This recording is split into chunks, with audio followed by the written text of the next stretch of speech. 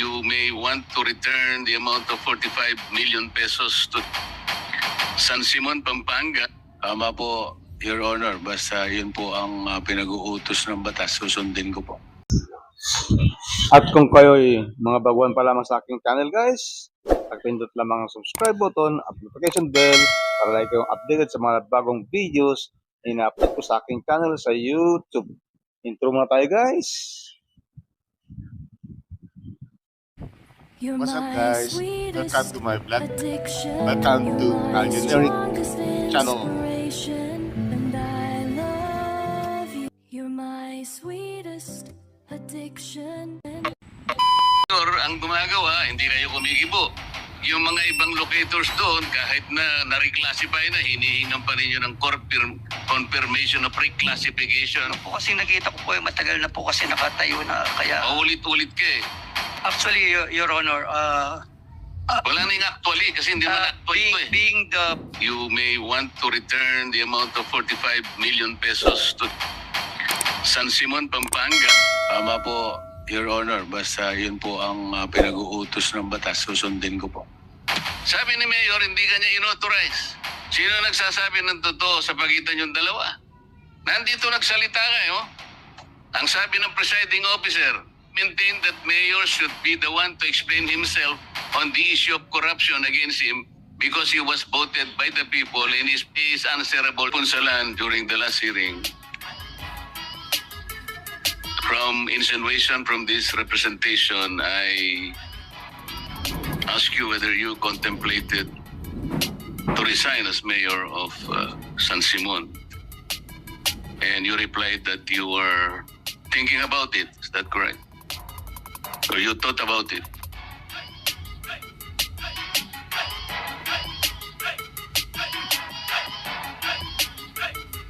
Mayor. Yes, Your Honor.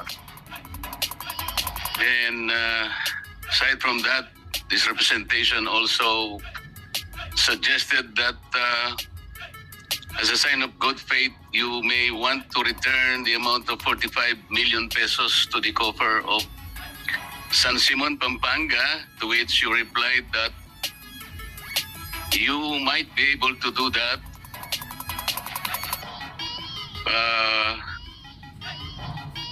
in a span of 1 year. Is that correct?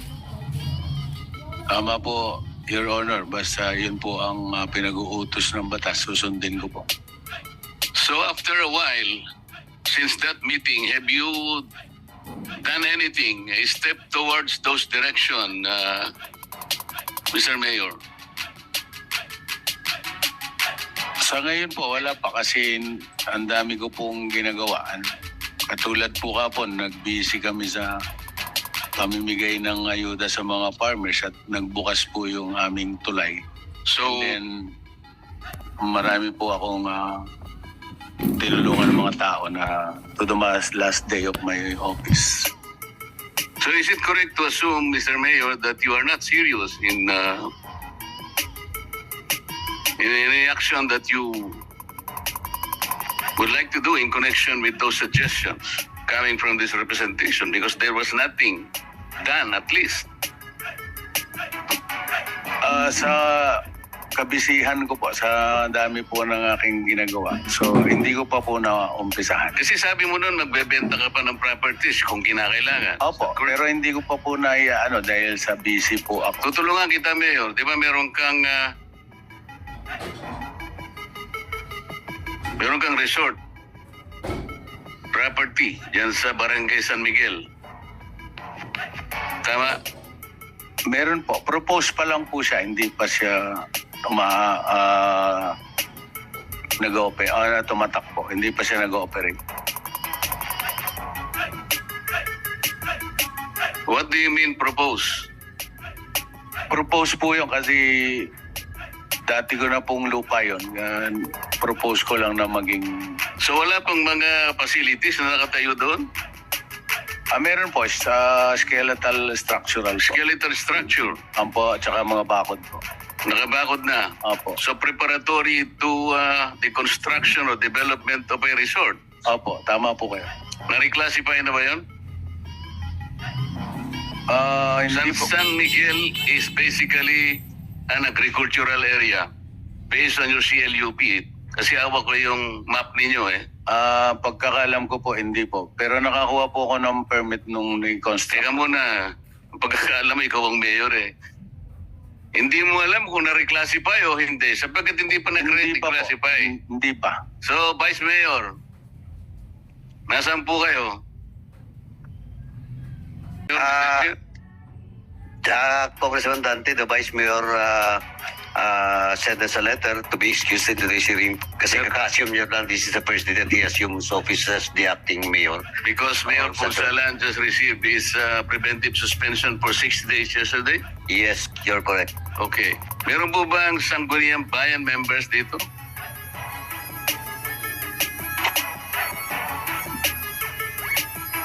Please. Take a Alam seat. po ba ninyo na hindi pa nare-reclassify yung proposed resort area ni Mayor Ponsalan? Mr. Chair. Morning po. Ako po si Councilor Randel Pondo. Wala pa po kami alam na...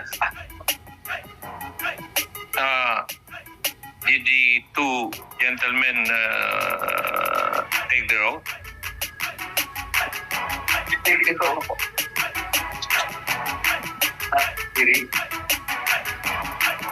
Yes po, nag-vote na po ako. The other one? Every, nandito po kami. So, all of you have taken your oath. Thank you, Mr. Chair. Yes po. Please, Councilor, please proceed. Please answer the query of Congressman Marcoleta. Councilor, please. About po sa tanong, wala po kaming na-encounter na na-reclassify po yung property po ni Mayor. Hindi niyo man sinuggest kay Mayor na bago niya bakuran yun o magtayo ng ilang pasilidad doon, kinakailangan ma-reclassify muna yun? Sapagkat ang San Miguel ay agricultural area? Your Honor, nung pong naging councilor po ako, naka-establish na po yung structural po. Kaya hindi ko po alam na kung na-reclassify po yung property po niya. So wala kang alam na na-reclassify? Wala. Kung sabagay namin naman ni Mayor, hindi pa na-reclassify. Engineer Bonus, paano siya nagkaroon ng, paano niya nabakuran yun? Actually po, Your Honor, nadatnan ko na po yung Anong nadatnan mo? yung pong dati, prior to my off, nakabakod na po, matagal na po yun. Chinek mo ba kung yun ay nagkaroon ng permit? Sapagkat hindi naman na-reclassify, agricultural nga yun eh. Pagka mayor ang gumagawa, hindi kayo kumikibo. Pag yung mga ibang locators doon, kahit na na-reclassify na, hinihingan pa ninyo ng confirmation of reclassification paulit-ulit. Hindi mo man lang chinek? Di ba parte ng trabaho mo yun kung merong lumitaw na pasilidad, chinecheck mo kung merong building permit or fencing permit? Tama ba ako? Yes, Your Honor. Oo. Tinignan mo ba? Tinignan mo. Actually po, nakikita ko po. Oo, tinignan mo ka. Oh, yes Oo, po. chinek mo na kung may building permit o fencing permit. Nung po kasi nakita ko po, matagal na po kasi nakatayo na, kaya... Paulit-ulit ka eh. Ang tinatanong ko, chinek mo. Oo, wala. Wala. Ito yung nangyayari sa atin, Mr. Chair. Puro ganito ang nauungkat natin. Bakit pagka yung mga locators doon, katulad ng mamaya, itatanong ko sa inyo, they were subject of the letter of the municipal mayor, pangilan nila yung kasama na yung Una Grande, kasama na yung Merstil yata yun, at marami pang iba't iba. Sulat na kayo ng sulat. Sinusulatan niyo pa yung planning office noon na i-hold lahat ng mga business permits until and unless they submit a confirmation of land reclassification as a requirement in the issuance of a business permit. Ikaw mayor Ikaw ang mayor ikaw ikaw ang walang reclassification. Paano ngayon ang isasagot mo sa taong bayan ng ng San Simon?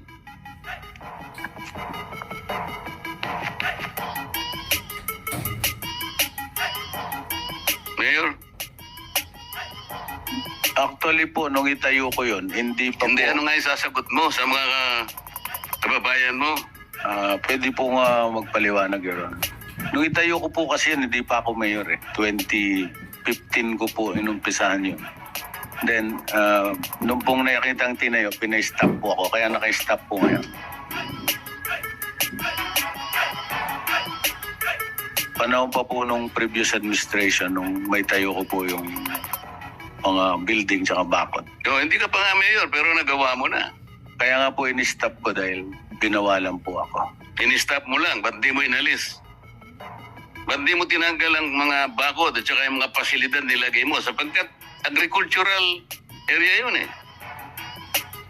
Sayang naman po yung mga naitayo. Nasasayangan ka pero yung paglabag sa batas hindi mo nakikita.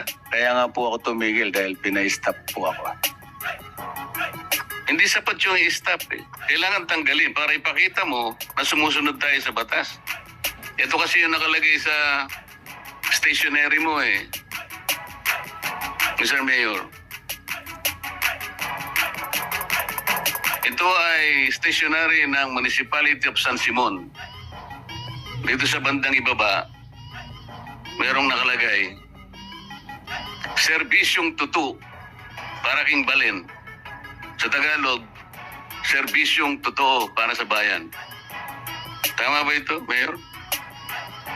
Tama po. Palitan natin. Kung ako masusunod, Mr. Chair, serbisyong etutu para king balin. Translated into Tagalog, serbisyong hindi totoo para sa bayan. Babalikan kita mamaya, Mayor. I will go to... Congressman Dante, before we proceed, let's acknowledge the presence of Rep. Olga Araco, representing 2nd District of Masbate in the Zoom. Please proceed.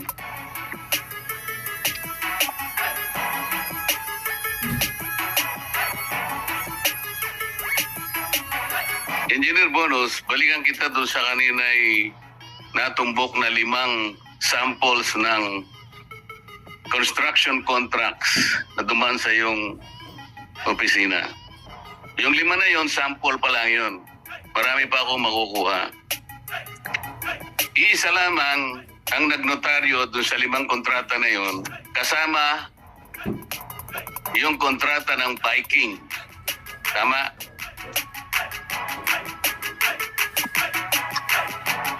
Napatunayan na natin nung nakaraan na yung kontrata ng Vikings na pinalit mo sa Ping-Ans ay ninotaryo rin ni Oscar B. Collis. So kasama nung 5 pa na pinakita ko nung nakaraang hearing, iisang tao di kuno ang nagnotaryo, si Oscar B. Collis. Si Oscar B. Collis is non-existent, bogus na tao kung sino man. Ngayon, ang itatanong ko sa iyo, sino ibang inuutusan mo na magpanotaryo sa taong yun? Kung tao man yun. Actually, Your Honor, Wala nang actually kasi hindi man actually ito eh. being the back chairman po kasi, ang umahawak po ng mga documents is the back secretary. So, look out ko po kung mga minomonitor ko po yung trabaho ng back secretary. Sino nga nagpapanotaryo? Actually po, yung pong inutusan po namin kasi through our back secretary, yung pong yung Romeo Dagdag. Siya yung nagpapanotaryo. Siya pong inutusan namin. Oh. Nasaan siya? Nandito ba siya ngayon? Actually po, namatay po siya last year. Namatay o pinatay niyo? Hindi po. Kanino siya? Yun ang palaging...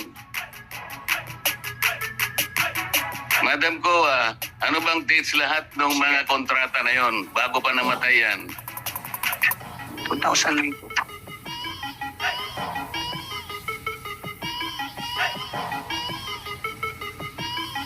Yung isa po na Kailan namatay? Ay, hindi ko po alam po. 2023 po. July 28 po yung notary po. Yung July? isa po. Yung isa po, July 28 po. 2020 po. 20? 20. So namatay siya 2023. Yes, Your Honor. Ngayon, palagay mo na namatay. Magkano ba yung average na cost ng pagnonotaryo sa mga kontrata na pinadaan mo sa sa opisina mo?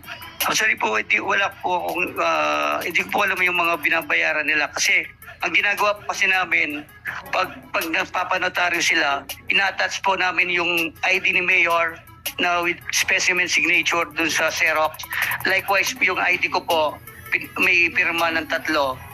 Ina-attach po dun sa... Pero sinasabi nyo nga doon, kayong dalawa ni Mayor personally appeared before Oscar P. Collis pero ang totoo niyan, To yung be mga honest ID po, lang ninyo ang to be inyong honest po, binibigay. To be honest, Your Honor, hindi To be what? to be honest po, yung pong naging practice ko na hindi naman po ako pumupunta sa mga lawyer dahil of my busy yung trabaho ko. Kaya nga, talagang tinitingnan nga natin Halimbawa na namatay na ito, pero siguradong merong cost yung pagpapanotaryo. Hindi naman libre yun, di ba? Binabayaran po yun. Oo. Attorney Canlas, ano yung average na sa San Fernando kapag ikaw ay nagpapanotaryo? Sino po ba yung mga where's the legal officer of the Sangguniang Pambayan? We have our provincial legal officer po. Can we extrapolate the average cost of having a document, a construction contract document notarized? Yes, Mr. Your Legal Honor. Officer? There's a schedule of fees, Your Honor, passed by the IBP Pampanga chapter. If I may check, Your Honor, please.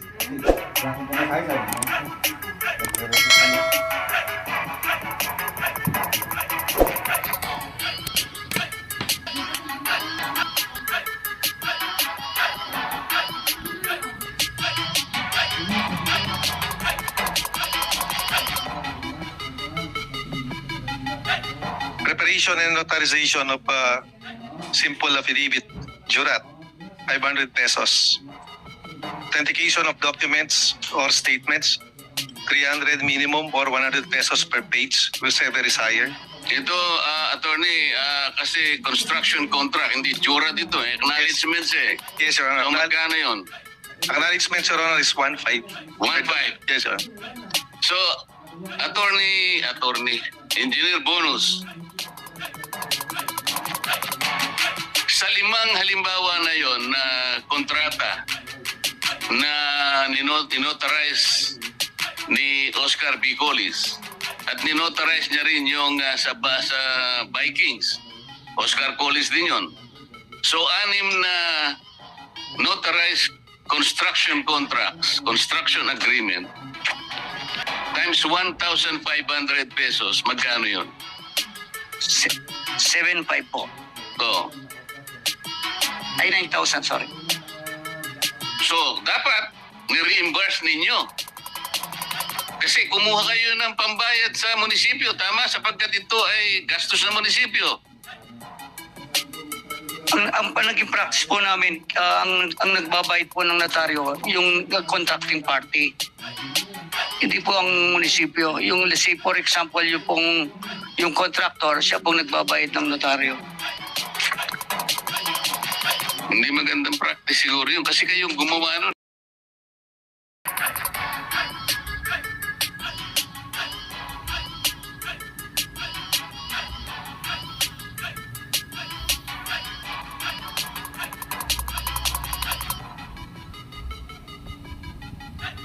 Preparation and notarization of simple affidavit, jurat, 500 pesos.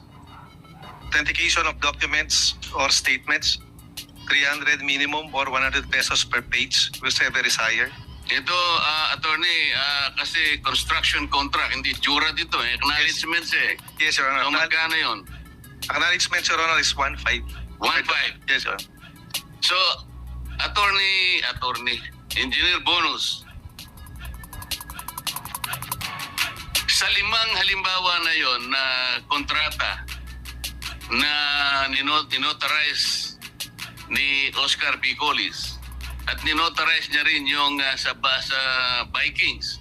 Oscar Collis din yon. So, 6 na notarized construction contracts, construction agreement, times 1,500 pesos, magkano yun? 7.5 po. Oh. Ay, 9,000, sorry.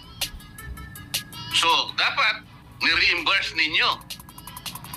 Kasi kumuha kayo ng pambayad sa munisipyo, tama, sapagkat ito ay gastos ng munisipyo. Ang naging practice po namin, ang nagbabayad po ng notaryo, yung contracting party.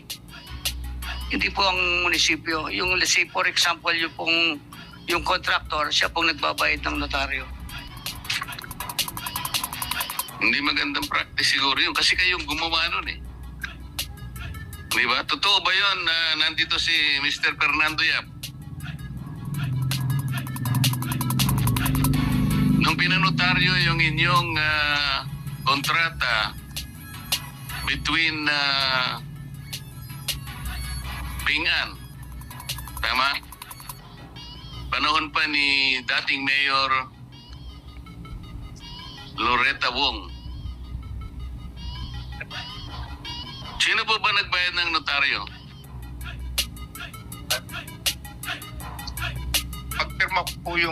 Pagpirma ko ng kontrata, Your Honor, Notaryado pinag na. sa kanila yung So hindi ikaw ang nagbayad? hindi po. Oh. Nakita mo na ang practice ninyo, engineer, hindi kayo ang dapat eh. Pero paano niya babayaran? Eh, hindi naman totoo si Oscar B. Collis. Di ba? Hindi totoong tao yun eh. Kaya nga hinahanap natin kung sino yun sapagkat either ikaw yun o si Secretary George Carino. Kayong dalawa lang eh. Doon lang umiikot yung nagnonotaryo. Kasi uutusan mo yung namatay na tao, gagamitin niya sa sasakyan mo, after 10 minutes, babalik sa'yo, notaryado na. Alam ko eh, may nagsabi sa akin. Totoo hindi. Hindi po totoo yung kasi dahil hindi naman po ako nagpapagamit ng sasakyan ko sa mga nagpapanotaryo. So, hindi mo alam na itong mga pinanotaryo mo ay bogus, mga falsifikado ng mga construction contract. Yung pong, kaya nga po nagpapasalamat po ako sa Congress na at least nalaman ko po na dapat aware ako po sa pagnonotaryo ngayon. Dahil nga po sa lumitaw na yan, kaya po nagpapasalamat po ako. Ngayon mo lang nalaman na hindi totoong tao si Oscar B. Collis? Opo, tell you, Hans. Gusto mong maniwala kami sa'yo? Madam Auditor, COA, anong gagawin niyo sa mga kontrata na falsifikado na pinatupad ng San Simon?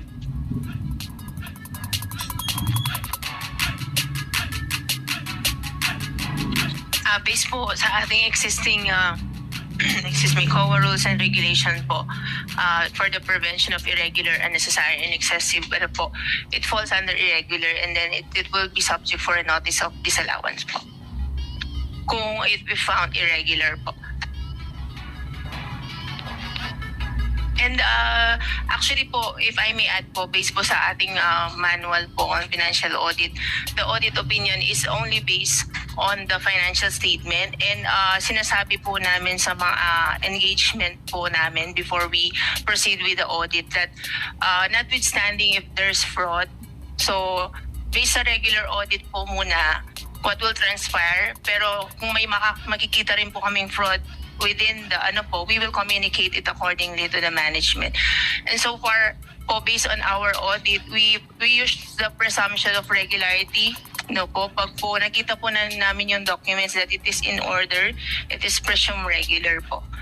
Otherwise, sabi nyo nga po, if there are complaints, we really dig deeper po pag may mga ganun po. Since, yun po. Ano yung gagamitin mo? Presumption of regularity. Sinasabi na nga natin, yung Oscar P. Collis is a fictitious, non-existent, bogus lawyer. Inamin na nga rin nila eh. Okay po. So, What do you mean presumption of regularity? Your Honor, sorry po for that. I just miss the idea. So Ngayon po napatunayan na natin na itong mga kontratang ito, 6 lahat, dumaan sa munisipyo ng Pampanga ng San Simon. Anong gagawin ninyo? if Falsipikado lahat ang mga kontrata sapagkat it was notarized by a non-existent, fictitious, bogus individual. It is presumed irregular po, and then hence it is an appropriate audit notice, which is a notice of disallowance. If warranted po, will be issued po. So we will account for it po.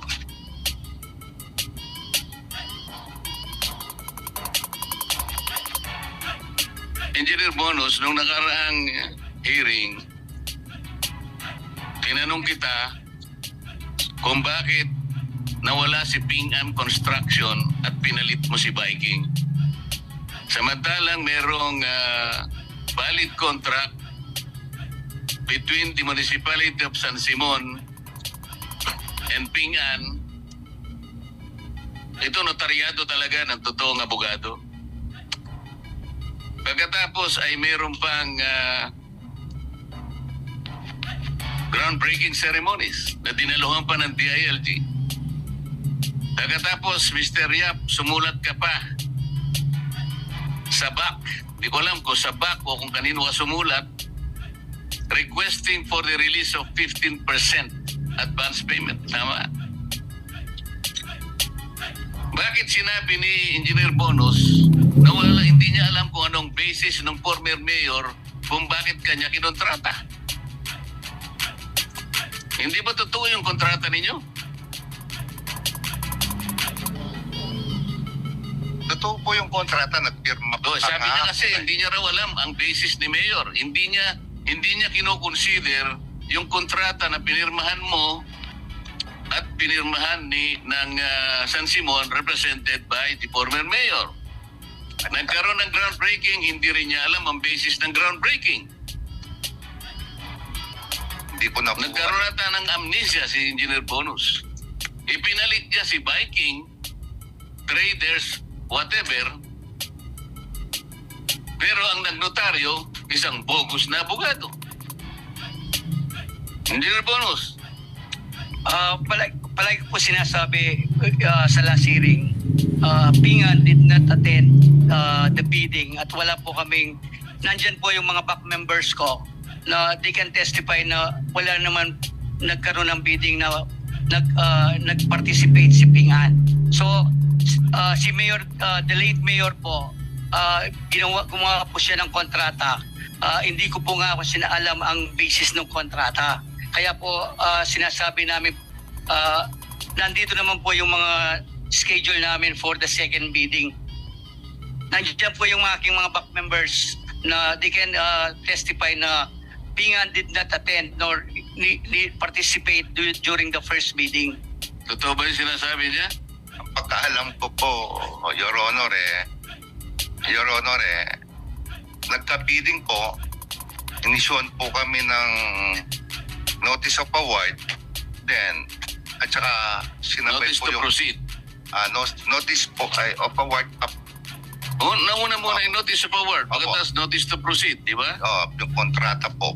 Pagtapos, hindi ko na umatandaan kung sabay po ng notice to proceed yun. So kaya ka sumulat sa kanila, humingi ka ng 15% advance payment? Opo, kaya alam ko po, maayos yung proseso.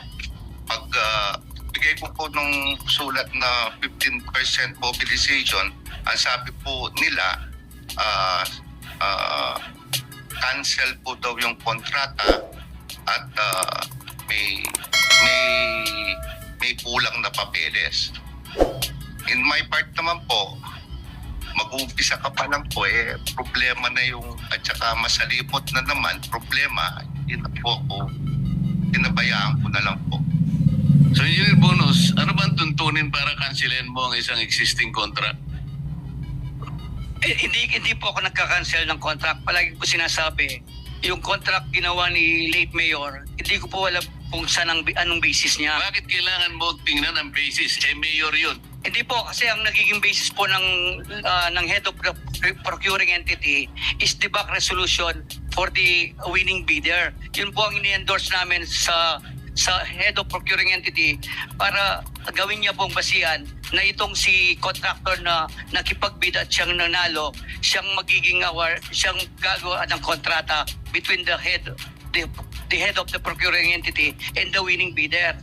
So wala po kaming in-endorse nor through our back resolution signed by all the back members na wala po kaming binigay na recommendation from the head of the procuring entity that will be the basis of the head of the mayor para po doon sa contractor. Mr. Yap, totoo ba yung sinasabi niya? Hindi ko na po alam sa kanya, sir. Hindi ka na rin maniwala sa kanya. Alam mo, engineer, kasi napakahirap paniwalaan yung sinasabi mo sapagkat valid yung contract. Nagkaroon ng groundbreaking at pagkatapos humihingi pa ng 15% advance payment ang Ping-an. Pagkatapos nun,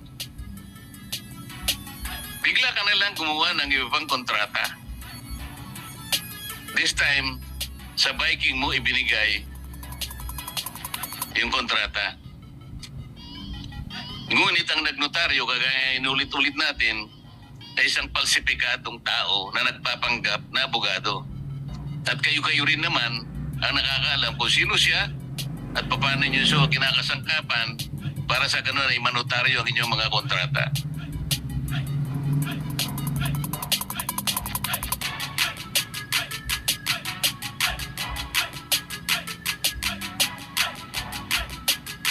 Pwede po bang, andito po ba yung Ombudsman, Mr. Chair? Ombudsman represent the person of Attorney Rapanan. Please proceed.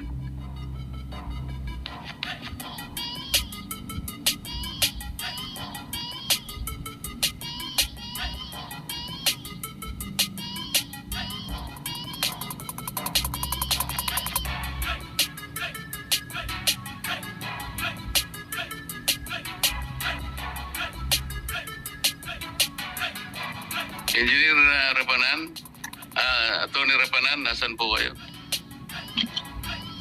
Mr. Chair.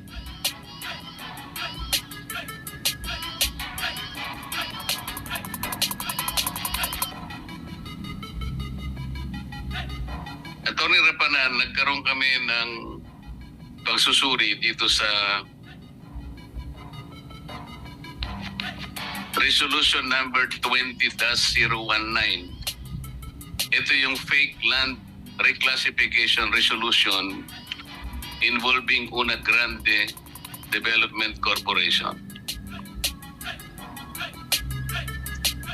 Nung nakaraang hearing, attorney, this is some Sangguniang Bayan members who were present at the time admitted, please take note, admitted that resolution number 20-019 dated February 20, 2020 is a fake resolution. Dalawa po ang nasa record namin na nag-admit na Sangguniang Bayan members. And then, former SB member, now Vice Mayor, now who assumed as Mayor, Romanuel Santos, who was then temporary presiding officer, also admitted before this committee that said resolution is fake. In open meeting, inadmit po niya. And then yung Sangguniang Bayan Secretary, George Carino, also admitted before this committee that said resolution is fake. Mukha naman pong fake talaga because dito lang sa mukha niya, attorney, wala kang makikita na nag-sponsor na Sangguniang Bayan. Usually, nasa ilalim niyan, sponsored by blah, blah, blah. Admission, I think, is the best kind of evidence. Am I correct, Attorney? Yes, Your Honor. Yes. Kasi po kaya po tinatanong ito at kami po ay sasamantalahin na namin ang presensya ninyo sapagkat malaki po yung may tutulong nyo sa amin. There is a corresponding complaint in regard to this fake land resolution. It was filed by former Mayor Yunora Wong et al. Versus Mayor Punsalan et al. Meron po kayong joint resolution dito.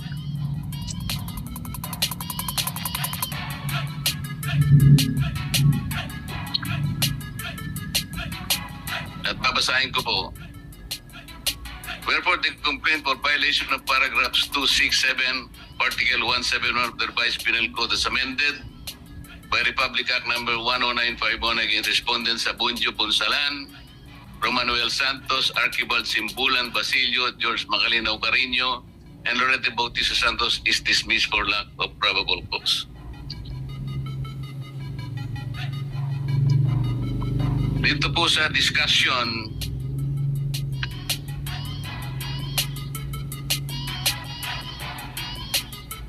ang nakalagay po rito na Acting Assistant Ombudsman, si Adoracion Agbada at si Cornelio Somito, Deputy Ombudsman for Luzon. Dito po sa page 15, Attorney, second paragraph. On the existence of two versions of resolution number 20-019, but with different titles, subject matter, and dates of approval, complainants also failed to show the unlikelihood or impossibility of such duplication in the numbering of approved issuances. Nowhere was it discussed or mentioned that SB internal rules of procedure or the SB Secretariat guidelines have a mechanism which precludes duplicate numbering of legislative issuances. Attorney, yun po bang pagbibigay ng number o pag-assign ng number for every resolution,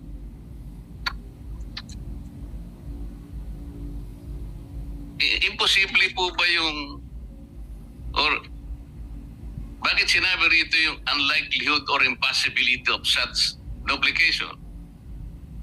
Kasi dito lang sa Congress, Attorney, merong yung aming index division. Pagka-file namin ang aming resolution, nag-a-assign sila ng number. Sa dami namin, siguro mga 305 congressmen, assuming na 10 na lang ang resolution na ipapile. Yung iba ho, may gitpang 100. Hindi po nagkakamali yung pag-assign ng number because there is a system. Maski po sa ombudsman, sa dami po ng mga kasong dumarating sa inyo, administrative, criminal, and otherwise, hindi rin po kayo nagkakamali sa pagbibigay ng number because there is a system, digital and otherwise. This is only a very common administrative procedure where you assign a number. Bakit po ang sinabi niyo ay complainants also failed to show the unlikely? Kailangan po bang ipakita pa nila the unlikelihood or impossibility in normal and usual procedure ng pagbibigay po at pag-assign ng number? Hindi na po kailangan eh. Hindi po siya maring nagkamali po sa isang araw pero madidetect din po yun eh. Ito ang pagitan po nito is halos isang buwan.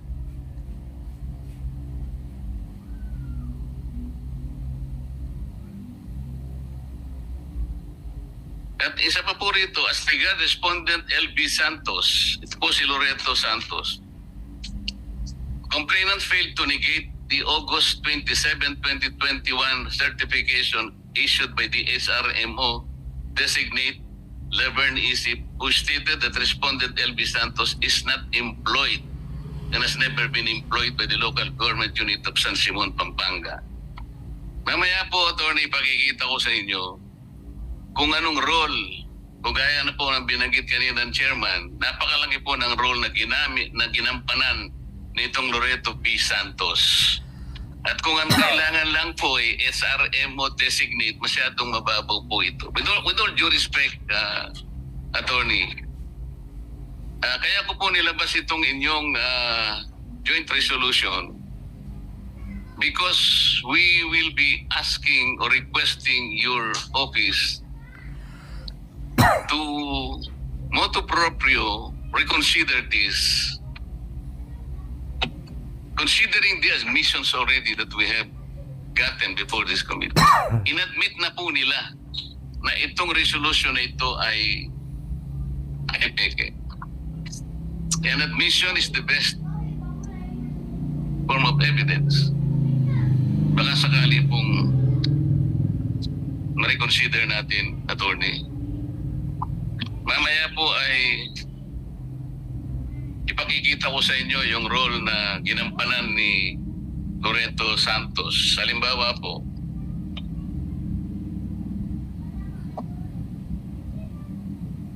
ayaw ko po isang calendar of business dated March 3, 2020. Ginawa po ito ni SP Secretary George Carino at chinek pa ni Honorable Beda Pineda, Municipal Councilor. Dito po sa calendar of business, Attorney,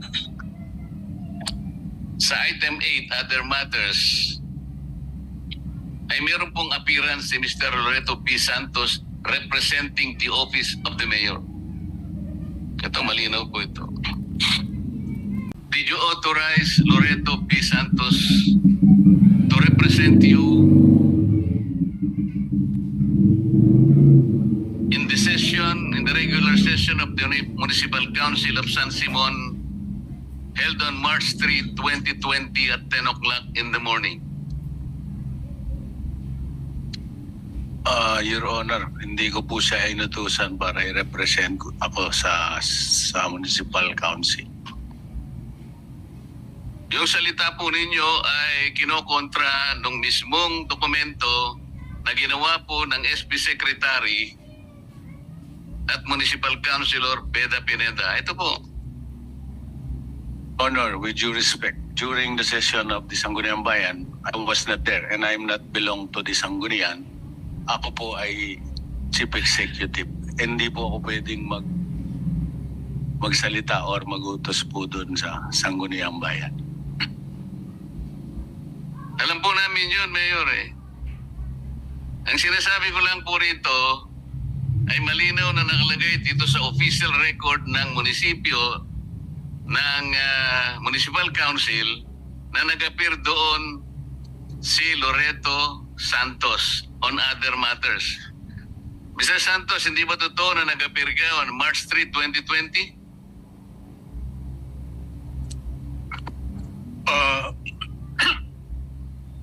Hindi ko lang po masiguro kung March 3 nga po, but there was March a 3 time. nga, ito nga, kaya nga pinakikita ko mamaya, bibigyan Yes, kita. but there was a time na nag-appear ako sa...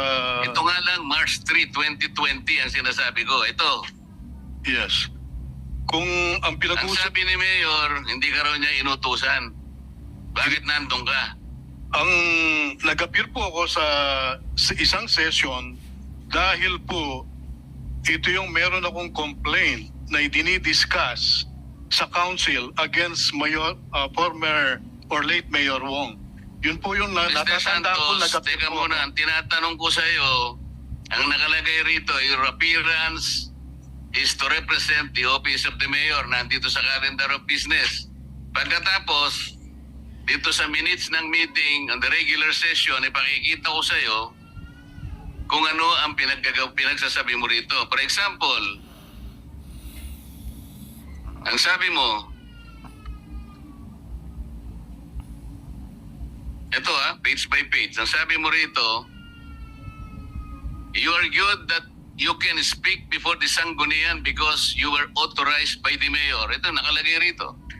Okay? Sabi ni Mayor, hindi kanya inauthorize. Sino nagsasabi ng totoo sa pagitan yung dalawa? Nandito nagsalita kayo. Ang sabi ng presiding officer, he maintained that Mayor want to explain himself on the issue of corruption against him because he was voted by the people and he is answerable to them. Oh, sumagot, you were there to clear the air and to speak about the truth and make the people aware, and that is the proper forum to clear matters. The presiding officer maintained that the body is not the venue to answer the accusation of corruption involving the mayor, and she suggested a bigger covered court. Ito yung halos denominate mo yung yung pagpapaliwanag mo eh. Ayan oh. Ito yung pinagsasabi mo, there is a kilometric explanation of what is your business? What is your personality to speak before the Sangguniang Bayan regular meeting? Mr. Chair, kung mamarapatin po ninyo, pwede ko po bang humingi ng kopya po nung minutes na yan?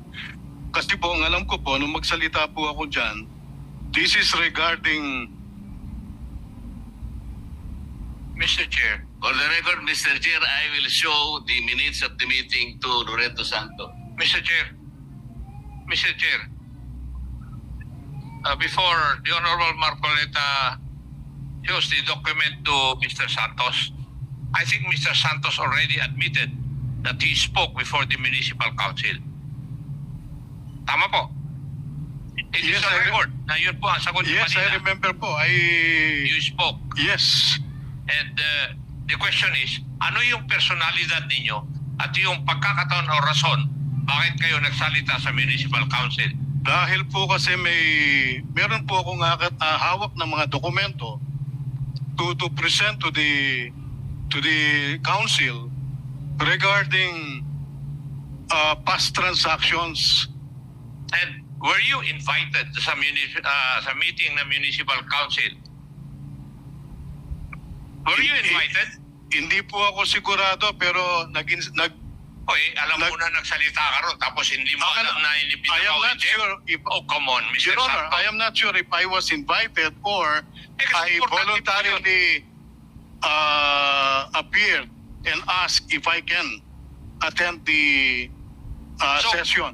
Ang sinasabi po ninyo, kayo po ay nag-request kung pwede kayo magsalita. Opo, And therefore, hindi kayo inimbita. hindi po. Oh, Yung pong alam pagkakalam mo pala ko po, yung wala po sagot akong invitation. Pero kanina pa, ay hindi ka sumasagot ng diretsyo, Mr. Santos. I advise you to answer questions directly. Otherwise, kayo po ay masasite in contempt. Di po ba? Eh, kayo, nagkuha kayo, left or right yung sagot mo eh. Mr. Chair, Your Honors, ang pagkakaalam ko po, pumunta po ako dito sa session na to, nag-appear po ako. Hindi po. That is irrelevant. Nandito ka na. Whether you were invited or not doesn't matter anymore. You're answering questions already propounded by the members of this committee. Naintindihan niyo po ba yun? Opo, Your Honor. Yes. Opo. And therefore, you acceded to the invitation of this committee to attend this hearing para sagutin yung mga katanungan namin. Opo. Dahil kung hindi po naman kayo attend, issuean namin kayo ng subpoena eh. And you will be forced to attend. Mr. Chair, because of your invitation, na-receive ko po siya, kaya po ako nandito. Kaya nga. And I submit myself to the committee. Kung ano pong dapat ko pong sagutin, ay sasagutin ko po. Pero ang sagot po ninyo ay yung katotohanan. Why? Because under oath po kayo. Naintindihan ko po yun, Mr. Chair. Yes. Kaya po Pero yung pagsasagot po ninyo sa mga katanungan, wishy-washy kung tawagin. Eh kung hindi ka pa mapilit na sagutin ng totoo, hindi mo sasagutin na ikaw ay nag-request na magsalita sa sanggunian. kanina mo hindi sinasagot yun ng diretso eh. Kaya ako napilitan na magtanong sa inyo. Mr. Chair, sinasagot ko po kasi yung naintindihan ko po doon sa tanong. Now, I am sorry kung hindi po... Ang tanong ko po sa inyo kanina is, were you invited to speak doon sa Juan? Hindi, ang sagot mo nung una, hindi mo matandaan. Pero sa banda-banda sa uli, sinabi mo na imbita ka, ikaw ay nag-request na magsalita doon sa sanggunian. Magkaiba po yung sagot ninyo eh. Mr. Chair, I'm sorry po, no? Ang sabi ko po kanina, Sabi ko na kasi, hindi po ako sigurado kung babasahin natin yung minutes or records of the minutes, yun po yung mga sagot ninyo eh. Hindi naman po ako masyadong matanda para makalimutan ko kaagad yung mga sagot po ninyo. Mr. Chair, honestly po, no? Kapag this is my second time to appear, no? Hindi po yung pong feeling dito, it's different, no?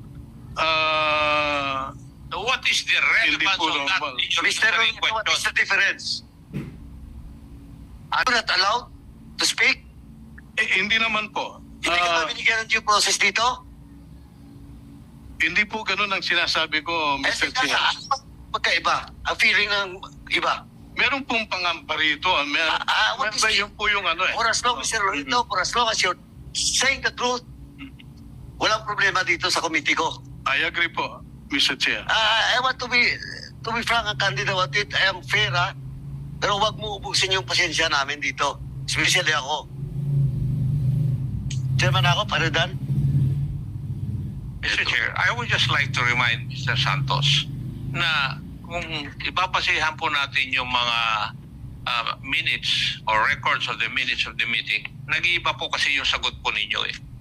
Kaya nga ako napilitan na magtanong in spite of the fact na yung floor na kay Honorable Marcoleta.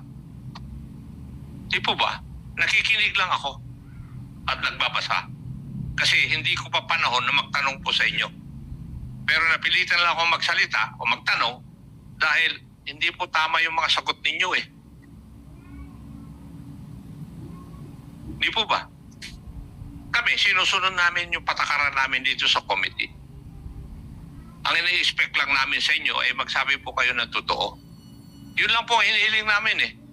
Kasi kung hindi po kayo magsasabi ng totoo, hindi natin malalaman yung katotohanan. Di po ba? Yes, Mr. Chair. O, iba-iba ka kasi ng sagot. Sinasabi mo, hindi mo matandaan. Samantalang kung pinipilit ka namin, nagsasabi ka na rin yung totoo eh. Hindi po yata maganda yun. Thank you, Mr. Chair. Thank you, Honorable Marcoleta. Thank you, Chairman Akop. Congressman Marcoleta, please proceed. Ito para maintindihan mo, Mr. Santos. Ang sabi mo rito sa page 12, so I don't see any reason why I cannot speak in behalf of the mayor. Nangangatwiran ka pa rito eh. Since he already authorized me to communicate, to represent him, and to speak before this body to clear the air, to clear the accusation of the statements made in the previous session. Now it's up to the council to decide whether I should continue or will let me speak in behalf of the mayor. Anong authority mo eh? Ito yung tinatanong namin eh. Nagpilit kang magsalita roon, sabi naman ni mayor ngayon, dinidisown niya, hindi ka raw niya inutusan. He did not represent you. So sino ang nagsasabi ng totoo sa inyong dalawa? Sabi ni mayor, hindi ko po siya inutusan. Bagamat yung record nagsasabi rito na kinilala siya sa agenda pa lang. Agenda number 8. Kailangan mag-a-appear siya ron. Nag-appear ka nga. Ito pa yung mga pinagsasabi mo, ha? Dito, Mr. Chair, he engaged the body with a monologue and narrated what transpired in the municipality from 2010 to 2020. Initially praising the former mayor, Loretta Wong, who was then the presiding officer, and then later vilified her in his kilometric narrative. In ending, Mr. Chair, kasi meron kang end statement dito, ang sabi po niya, he praised Mayor Punsalan by saying, ito Kapampangan ingke katamong magaling a Mayor, JP. Ang ating magaling na Mayor, JP, meaning June Punsalan, yapin mo po ita. Ay ingke katamo pong Mayor, sabi napin, dream big. Matas po ing pangarap na at iya po ing sasabyan ng masalese at not a single centavo kumayang pera king balen. Serbisyong tutu apin po ing ibina kareng kaya katamong kabalen. Translated, ang ating magaling na Mayor JP, siya lamang po ang ating Mayor. Sabi nga niya, dream big at mataas ang pangarap niya. At ang palagi niyang sinasabi ay hindi ako kukuha kahit isang sentimo sa pera ng bayan. Serbisyong totoo. Serbisyong totoo. Ito nga po ang gusto niyang ibigay sa ating bayan. Nakapagsalita ka sa konseho, Mr. Loret Santos. Palagay ko naintindihan mo yung, alam mo pwede kang kasuhan. Kung di ako nagkakamali, Mr. Legal Officer of Panlalawigan, under the revised penal code, he is usurping executive function. I think Article 240 of the revised penal code. Am I correct? Yes, Your Honor. Usurpation of authority, Your Honor. Alam mo bang pwede kang maasunto? Ha? Hindi, sumagot ka. Huwag kang tumatang. Pwede? Hindi ko po alam. Kung ngayon, alam mo na. Sinasabi ko. Ayun, sinabi na ng legal officer ng Sanggunian ng Panlalawigan. Mayor po Punsalan ng San Simon, Pampanga, napakaraming mga ginagawang kabulastugan. Unang-una ito, nagpalabas or gumawa sila ng Peking Resolution. Okay, gumawa sila ng Peking Resolution. Alam natin, ganito kasi yung Pilipinas pag mayroon talagang personal interest na makakaroon ng pera, komisyon, o di kaya kickback, ang bilis. Napakabilis umaksyon. Imagine yung treasurer, gumawa na ng voucher, hindi pa nga naka-execute ng deed of sale or any supporting documents na or contract to sell. Alam mo yung meron talagang kasi umamin na yung disbursement officer, yung treasurer, na kinausap siya ng mayor sa isang restaurant. So alam na. So nagkausap. So ibig sabihin, talagang deliberately may intention na kumita itong mayor na to. So itong mayor na to ay inutusan ng korte na ibalik yung 40 million plus. Dahil yun nga, konbiktado siya sa isang kaso or sa isang complaint sa kanya na kailangan niyang ibalik yung perang posibleng ninakaw. Ninakaw to. Kasi bakit ipapabalik sa kanya yung pera na yun kung wala namang basihan yung korte sa kanya? At rampant naman talaga yan sa ating bansa. Yung mga politiko, yung yumaman dahil sa kanilang connection. Kaya nga yung iba, kahit magkapatid, talagang nagpatayan para lang. Okay, para lang manatili sa kanilang posisyon dahil sa kanilang power. So, power of protection sa kanilang negosyo, mga illegal. Congressman, mayor, senador, and etc. Kung meron kang power, lahat pwede mong gawin. At, sus nako, napakahirap talaga. Napakakawawa yung bansa natin. Napag-iwanan na tayo ng mga neighboring countries natin.